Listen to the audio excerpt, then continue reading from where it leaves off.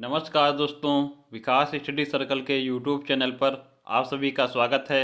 दोस्तों, आज 28 दिसंबर 2022 से संबंधित जो महत्वपूर्ण करंट अफेयर है उस पर हम लोग चर्चा करेंगे। आप लोग दोस्तों वीडियो के साथ अंत तक जरूर बने रहें तथा वीडियो को ज़्यादा से ज़्यादा लाइक करें, शेयर करें और चैनल को अधिक से अधिक सब्सक्राइब करें। चलिए दोस्तों, देखते हैं आज का हमारा पहला प्रश्न है। हाल ही में बर्फीले तूफान बम चक्रवात से प्रभावित देश कौन से हैं? तो दोस्तों, जो बर्फीला तूफान है इसका नाम क्या है? बम। ये आप लोग ध्यान रखें। तो दोस्तों, इससे प्रभावित देश कौन से हैं? अमेरिका व कनाडा, ये दोनों देश जो हैं इससे प्रभावित हैं, तो आप लोग ध्यान रखिएगा। आगे देखिएगा, अगला प्रश्न है। अमेरिका व कनाडा के मध्य सीमा रेखा कौन सी है? उसका नाम क्या है? तो दोस्तों, जो 49वीं उत्तरीय अक्षांश रेखा है यह अमेरिका व कनाडा के मध्य सीमा रेखा है, तो आप लोग ध्यान रखिएगा। आगे देखिएगा, अगला प्रश्न है। किन दो भारतीय शहरों को tree city of the world 2021 के रूप में मान्यता दी गई है? तो दोस्तों, tree city of the world 2021 के रूप में मुंबई व हैदराबाद, इन दोनों शहरों को मान्यता दी गई है। आप लोग ध्यान रखिएगा। Tree city of the world 2021 कौन से दो भारतीय शहर हैं? मुंबई और हैदराबाद। अगला है प्रश्न। भारत द्वारा किस देश के मोंगला बंदरगाह के नवीनीकरण के लिए परियोजना प्रारंभ की गई? तो दोस्तों, जो मोंगला बंदरगाह है यह बांग्लादेश में स्थित है और इसी के नवीनीकरण के लिए भारत द्वारा परियोजना प्रारंभ की गई है। आगे देखिएगा, अगला प्रश्न है। कुशियारा नदी समझौता यह किन दो देशों के मध्य हुआ है? तो दोस्तों, भारत व बांग्लादेश, इनके मध्य कुशियारा नदी समझौता हुआ है। अगला प्रश्न है। दृष्टिबाधित लोगों के लिए भारत का पहला रेडियो चैनल कहाँ लॉन्च किया गया? तो दोस्तों, नागपुर में भारत का पहला रेडियो चैनल लॉन्च किया गया। किसके लिए? तो दृष्टिबाधित लोगों के लिए। आप लोग ध्यान रखिएगा। दृष्टिबाधित लोगों के लिए भारत का पहला रेडियो चैनल कहाँ लॉन्च किया गया? तो नागपुर में, नागपुर महाराष्ट्र में। आगे देखिएगा, अगला प्रश्न है। EY entrepreneur of the year 2021 किसे चुना गया? तो दोस्तों, EY entrepreneur of the year 2021 किसे चुना गया? फाल्गुनी नायर को। फाल्गुनी नायर को EY entrepreneur of the year 2021 चुना गया है। आगे देखिएगा, अगला प्रश्न है। BBC sports personality of the year 2022 किसे चुना गया? तो दोस्तों, BBC sports personality of the year 2022 Beth Mead को चुना गया है। यह दोस्तों इंग्लैंड की महिला फुटबॉल खिलाड़ी हैं। आप लोग ध्यान रखिएगा। बेथ मीड इंग्लैंड की महिला फुटबॉल खिलाड़ी हैं। इन्हें BBC sports personality of the year 2022 चुना गया है। इन्हें दोस्तों इस जो अवार्ड से क्यों चुना गया?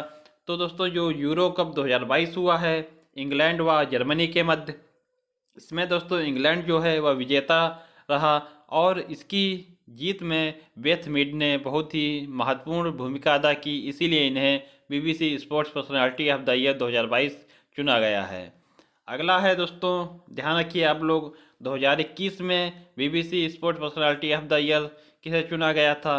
तो एम्मा रादुकानु को 2021 में चुना गया था। ये भी आप लोग ध्यान रखिएगा। काफ़ी इंपॉर्टेंट प्रश्न है दोस्तों। अगला देखिएगा। यूनेस्को ने कितने नए यूनेस्को ग्लोबल जियो पार्क स्थापित करने की घोषणा की है? तो दोस्तों, यूनेस्को ग्लोबल जियो पार्क स्थापित किए जाएंगे 8। आप लोग ध्यान रखिएगा। 8 जो है यूनेस्को ग्लोबल जियो पार्क स्थापित किए जाएंगे। आगे देखिएगा, अगला प्रश्न है। भारत के पहले शुद्ध हरित हाइड्रोजन पायलट प्लांट की शुरुआत कहाँ हुई? तो दोस्तों, जोरहाट असम में भारत के पहले शुद्ध हरित हाइड्रोजन प्लांट की शुरुआत हुई है। अगला प्रश्न है। भारतीय निर्वाचन आयोग द्वारा किस राज्य में परिसीमन की प्रक्रिया प्रारंभ की गई?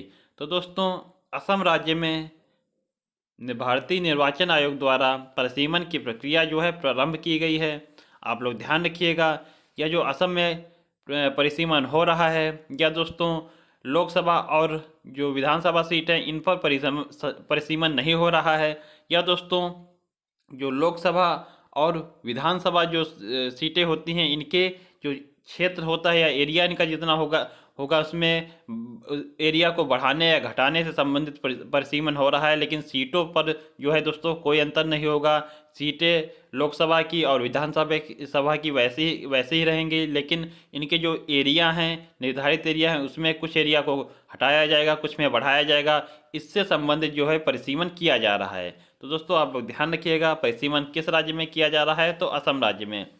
हाल ही में दोस्तों आपको पता होगा जम्मू कश्मीर में परिसीमन हुआ था। उसमें दोस्तों परिसीमन जो है वह विधानसभा सीटों को लेकर परिसीमन हुआ था। आपको पता होगा जम्मू कश्मीर और लद्दाख जब दो अलग यूटी बने, जम्मू कश्मीर में दोस्तों विधानसभा सीटें कितनी निर्धारित की गई परिसीमन के द्वारा, तो दोस्तों जम्मू कश्मीर में 90 सीटें जो है परिसीमन के द्वारा निर्धारित की गई। आप लोग ध्यान रखिएगा। और परिसीमन के लिए किसकी अध्यक्षता में परिसीमन किया गया, ये जो कमेटी गठित की गई उसकी अध्यक्ष कौन थी, तो आप लोग ध्यान रखिएगा। जम्मू कश्मीर परिसीमन जो कमेटी थी उसकी अध्यक्ष थी रंजना प्रसाद देसाई जी। आगे देखिएगा दोस्तों, बात की जाए भारतीय निर्वाचन आयोग की, तो इसकी स्थापना कब हुई थी? 25 जनवरी 1950 को इसकी स्थापना हुई। इसीलिए दोस्तों 25 जनवरी को प्रत्येक वर्ष जो है आपके जो वोटर्स डे है वो मनाया जाता है। बात की जाए भारतीय निर्वाचन आयोग की, अनुच्छेद कौन सा है, तो अनुच्छेद है 324। आप लोग ध्यान रखिएगा, भारतीय निर्वाचन आयोग का अनुच्छेद कौन सा है? 324 अनुच्छेद है। आगे देखिएगा, भारत के पहले निर्वाचन आयुक्त कौन थे? तो सुकुमार सेन दोस्तों भारत के पहले निर्वाचन आयुक्त थे। और वर्तमान में निर्वाचन आयुक्त कौन है? तो राजीव कुमार। ध्यान रखिएगा आप लोग, वर्तमान में भारत के निर्वाचन आयुक्त कौन है? राजीव कुमार। परिसीमन आयोग की बात की जाए दोस्तों, भारतीय संविधान में कौन से अनुच्छेद में वर्णित है या, तो दोस्तों अनुच्छेद 82 में परिसीमन आयोग का उल्लेख किया गया है। बात की जाए दोस्तों पूरे भारत का परिसीमन कितनी बार हुआ है? दोस्तों पूरे भारत का परिसीमन अभी तक 4 बार हुआ है। और यह कब कब किया गया? तो 1952 में, 1962 में, 1972 में और 2002 में। यह 4 बार दोस्तों पूरे भारत का परिसीमन हुआ है। आप लोग ध्यान रखिएगा। आगे देखते हैं, अगला प्रश्न है, भारत का नवीनतम 53वां टाइगर रिजर्व कौन सा है? तो दोस्तों रानीपुर टाइगर रिजर्व जो उत्तर प्रदेश में स्थित है, यह भारत का नवीनतम 53वां टाइगर रिजर्व है। अगला प्रश्न है, किस भारतीय प्रौद्योगिकी संस्थान द्वारा कृत्रिम हृदय बनाया गया है? तो आईआईटी कानपुर द्वारा दोस्तों, जो आईआईटी कानपुर द्वारा पहला कृत्रिम हृदय बनाया गया है। आप लोग ध्यान रखिएगा, बहुत ही अच्छा प्रश्न है। अगला प्रश्न है, लारियस स्पोर्ट्समैन ऑफ द ईयर 2022 किसे चुना गया? तो लारियस स्पोर्ट्समैन ऑफ द ईयर 2022 चुना गया है मैक्स वेरस्टेपन। आपको पता होगा फार्मूला 1 के दोस्तों रेसिंग करते हैं ये मैक्स वेरस्टेपन, तो इन्हें लारियस स्पोर्ट्समैन ऑफ द ईयर 2022 चुना गया है। अगला है प्रश्न, world games athlete of the year किसे चुना गया? तो दोस्तों PR श्रीजेश, हमारे भारतीय दोस्तों जो है गोलकीपर हैं फुटबॉल के, तो इन्हें दोस्तों world games athlete of the year चुना गया है। अगला प्रश्न दोस्तों देखिएगा, अगला प्रश्न है, राष्ट्रीय अनुसूचित जाति आयोग NCSC जो है इसका अध्यक्ष वर्तमान में कौन है? तो विजय सांपला दोस्तों वर्तमान में राष्ट्रीय अनुसूचित जाति आयोग इसके अध्यक्ष हैं। बात की जाए राष्ट्रीय अनुसूचित जाति आयोग इसका कौन से अनुच्छेद में वर्णित है? तो अनुच्छेद 338 में दोस्तों इसका वर्णन किया गया है। और जो NCST है, जो दोस्तों राष्ट्रीय अनुसूचित जनजाति आयोग, इसका वर्णन किस अनुच्छेद में है? तो अनुच्छेद 338A में दोस्तों इसका वर्णन है। और किस संविधान संशोधन द्वारा यह दोस्तों इसको शामिल किया गया? तो 89वें संविधान संशोधन 2003 के द्वारा दोस्तों इसको शामिल किया गया अनुच्छेद 338A में। आप लोग ध्यान रखिएगा। OBC आयोग की बात की जाए दोस्तों, अनुच्छेद है 338B और इसका संविधान संशोधन कौन सा है? तो 102वां संविधान संशोधन। आप लोग ध्यान रखिएगा, बहुत ही अच्छा प्रश्न है। जो राष्ट्रीय अनुसूचित जाति आयोग इसका दोस्तों वर्णन किस अनुच्छेद में? अनुच्छेद 338। NCST राष्ट्रीय अनुसूचित जनजाति आयोग इसका वर्णन है अनुच्छेद 338A। और OBC आयोग इसका जो वर्णन है वह अनुच्छेद 338B में। आगे देखिएगा, अगला प्रश्न है, हाल ही में कौन सी फ्लाइट स्वदेशी नेविगेशन प्रणाली, इसका नाम क्या है? गगन। आप लोग ध्यान रखिएगा, स्वदेशी नेविगेशन प्रणाली कौन सी है? तो दोस्तों इसका नाम क्या है? गगन। इसका दोस्तों उपयोग करके विमान की लैंडिंग कराने वाली भारत की पहली एयरलाइन कौन बन गई? दोस्तों इंडिगो एयरलाइन भारत की पहली जो है विमान की लैंडिंग कराने वाली कंपनी बनी है, जिसने भारतीय स्वदेशी नेविगेशन प्रणाली गगन का उपयोग किया है। आप लोग ध्यान रखिएगा, काफ़ी अच्छा प्रश्न है। अगला प्रश्न है, भोपाल में आयोजित राष्ट्रीय महिला मुक्केबाजी चैंपियनशिप 2022 में सर्वाधिक पदक किस टीम द्वारा जीते गए? तो दोस्तों आप लोग ध्यान रखिएगा, राष्ट्रीय महिला मुक्केबाजी चैंपियनशिप इसका आयोजन कहाँ किया गया? तो भोपाल मध्य प्रदेश में। और इसमें सर्वाधिक पदक किस टीम द्वारा जीते गए? तो रेलवे खेल प्रबंधन बोर्ड द्वारा सर्वाधिक पदक जीते गए। इसमें दोस्तों निकाह जरीन और लोलिना बोरगोहन इन्होंने गोल्ड मेडल जीता। आप लोग ध्यान रखिएगा, निकाह जरीन तेलंगाना राज्य से संबंध रखती हैं और लोलिना बोरगोहन असम राज्य से। आगे देखिएगा, निकाह जरीन की बात दोस्तों की जाए तो आपको पता होगा, जो अभी कॉमनवेल्थ गेम्स हुए हैं इसमें इन्होंने गोल्ड मेडल जीता। और जो समापन समारोह था उसमें ध्वजवाहक भी निकाह जरीन थी। इसके पूर्व दोस्तों जो बॉक्सिंग चैंपियनशिप थी उसमें इन्होंने गोल्ड मेडल जीता था। आगे देखिएगा, इन्विक्टस गेम्स 2022 का आयोजन कहाँ किया गया? तो दोस्तों इन्विक्टस गेम्स 2022 का आयोजन हेग नीदरलैंड में किया गया। अगला प्रश्न है, पहली सेमिकान इंडिया 2022 कॉन्फ्रेंस का आयोजन कहाँ किया गया? तो इसका आयोजन किया गया बेंगलुरु में। पहली सेमिकान इंडिया 2022 कॉन्फ्रेंस का आयोजन बेंगलुरु में किया गया। अगला प्रश्न है, एकलव्य पुरस्कार 2022 किसे प्रदान किया गया? तो दोस्तों स्वस्ति सिंह जो हैं इन्हें एकलव्य पुरस्कार 2022 प्रदान किया गया। और दोस्तों ओडिशा राज्य द्वारा जो युवा खिलाड़ी होते हैं उन्हीं को एकलव्य पुरस्कार दिया जाता है। तो आप लोग ध्यान रखिएगा कि एकलव्य पुरस्कार 2022 किसे प्रदान किया गया? स्वस्ति सिंह को। अगला प्रश्न है, जॉन एफ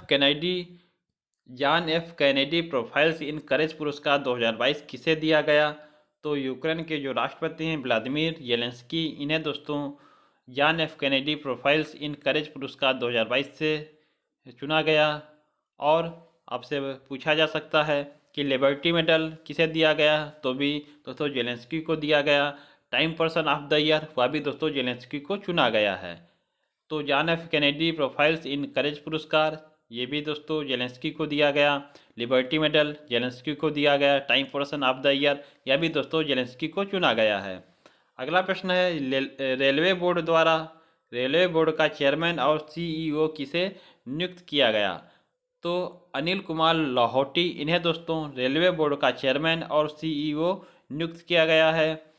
बात की जाए दोस्तों रेलवे बोर्ड का गठन किस समिति से हुआ? तो रॉबर्टसन आयोग जो है इस समिति से इसकी रॉबर्टसन आयोग के द्वारा ही रेलवे बोर्ड का गठन किया गया था। बात की जाए रेलवे बोर्ड को आम बजट से अलग करने के लिए कौन सी समिति गठित की गई? तो आपको पता होगा, जो एकवर्थ आयोग है या एकवर्थ समिति है, इसी दोस्तों समिति की सिफारिश पर रेल बजट को आम बजट से अलग किया गया था। और बात की जाए कि विलय किस समिति की सिफारिश पर किया गया? तो विवेक देवराय समिति दोस्तों जो विवेक देवराय समिति है, इस समिति की सिफारिश पर रेल बजट और आम बजट को एक में मिला दिया गया। तो आप लोग ध्यान रखिएगा कि रेल बजट और आम बजट को अलग करने के लिए कौन सी समिति गठित की गई थी? तो एकवर्थ आयोग या एकवर्थ समिति। और इनको दोस्तों एक में मिलाने के लिए या विलय के लिए कौन सी समिति गठित की गई? तो विवेक देवराय समिति। तो दोस्तों आप लोग ध्यान रखिएगा, बहुत ही अच्छा प्रश्न ये भी है। रेलवे बोर्ड का चेयरमैन किसे चुना गया? तो रेलवे बोर्ड का चेयरमैन और सीईओ किसे चुना गया? अनिल कुमार लाहौटी को। ध्यान रखिएगा। और रेलवे बोर्ड का गठन की समिति की सिफारिश पर हुआ? तो रॉबर्टसन आयोग की सिफारिश पर रेलवे बोर्ड का गठन किया गया। उसके अलावा जो है रेल बजट को आम बजट में मिलाने से रेल बजट को आम बजट से अलग करने के लिए कौन सी समिति गठित की गई? तो एकवर्थ समिति या एकवर्थ आयोग। और इन रेल बजट को आम बजट में विलय करने के लिए कौन सी समिति गठित की गई? तो विवेक देवराय समिति।